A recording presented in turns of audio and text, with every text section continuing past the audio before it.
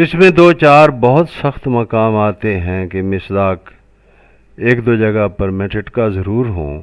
مجھے مشتاق عاجز کے لکھے پر اعتماد بھی ہے، تاہم دل میں آئی بات فاضل شاعر کے قارئین و ناقدین کے حضور پیش کر دینے میں کوئی قباحت بھی نہیں پاتا. پہلی، فٹ نوٹس میں کہیں لالا گولک رام کی وضاحت بھی کر دیتے.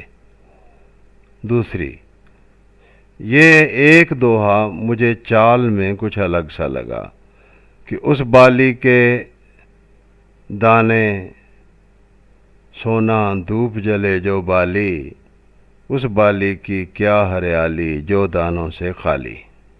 تیسری بات، تکرار لفظی حسن فن بھی ہے، اور ایک آنچ کی کمی رہ جائے تو ماٹی اکسیر نہیں بن پاتی. ماٹی کو اکسیر بنانا ہے پارک کا کام، پارک کے جب ہاتھ لگے تو ماٹی جم کا جام.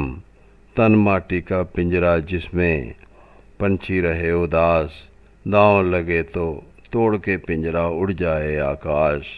اور تیرے من کے اندر مندر مسجد اور کنشت، اپنے من کا نرگ جہنم کر لے سورگ بہشت. اور نیند بھری سب اکھیاں دیکھیں سپنوں کا سنسار، جو جاگیں پی درشن پائیں اور کرے دیدار. چوتھی، تکرار کی بہت خوبصورت مثالیں مطالعے میں پیش کر چکا ہوں.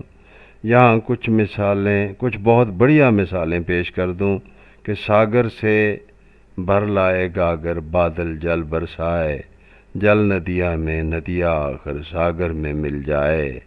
سر پر دھر کر گاگر گوری مٹک مٹک لہرائے، لچک لچک بل کھائے کمریا گھومی گھومی جائے. احباب کی محبتوں کے لیے تشکر کے اظہار کے ساتھ اپنی گزارشیں اور جسارتیں سمیٹتا ہوں. اختتام کلام مشتاق عاجز کے اس شعر پر جو مجھے بے حد پسند ہے: ماتھے بندیا آن سجاؤ مانگ بھرو سندور، جھولا آن جھلاؤ متوا امبوا لاگا بور.